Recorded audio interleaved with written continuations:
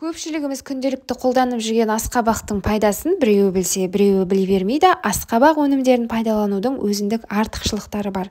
Асқабақтың құрамында кальций, цинк, марганец, фосфор, йод, фтор мен магний элементтері жеткілікті.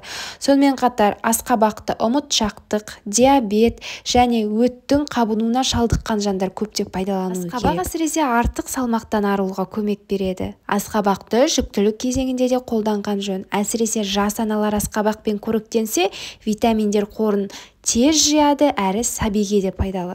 Асқабақ шырынын қабылдау суық мезгілде пайдасын тигізеді. Тұмау мен өкпе ауруынан зардап шексеңіз, асқабақ шырынын ішіңіз. Асқабақ дәнінің құрамында цинк пен белок жеткілікті. Олар асқазан мен ішек, сонымен бірге бауыр ауруларымен күресуге көп көмегін береді. Ішек жүйесіндегі шлактарды тазартып, зат алмасуды тұрақтандырады. Адамға пайдалылығы жағынан бұл бақша өнімі өзге жеміс-жидектер мен көкөністерге қарағанда дәрумендерге өте бай.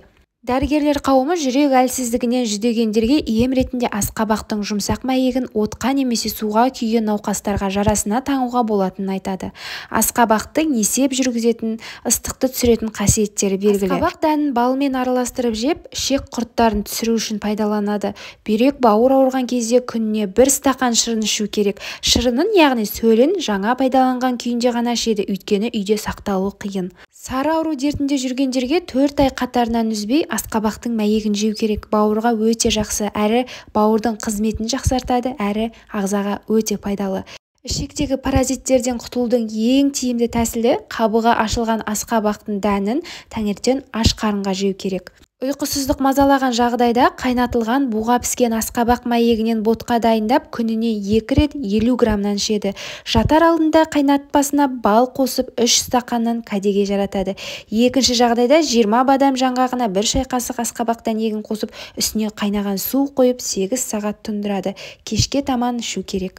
Яғни жатар алдында тым құрғанда балмен араласқан 1 стақан асқабақ шырынын ішсеңіз, ұйқыңыз тыныш болады.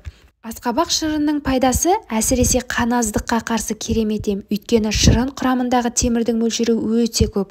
Сондай-ақ асқабақ ұлпасында кальций мен калий өте көп. Каротин көлемі де асқабақта сәбізге қарағанда жоғары. Сол себепті көзі нашар көретін адамдарға асқабақ шырынын ұсынуға болады. Айта кету керек, асқабақ ұлпасында калий тұзы бар. Іші өтіп ауырғанда да асқабақтың шырынын ішуге кеңес беріледі.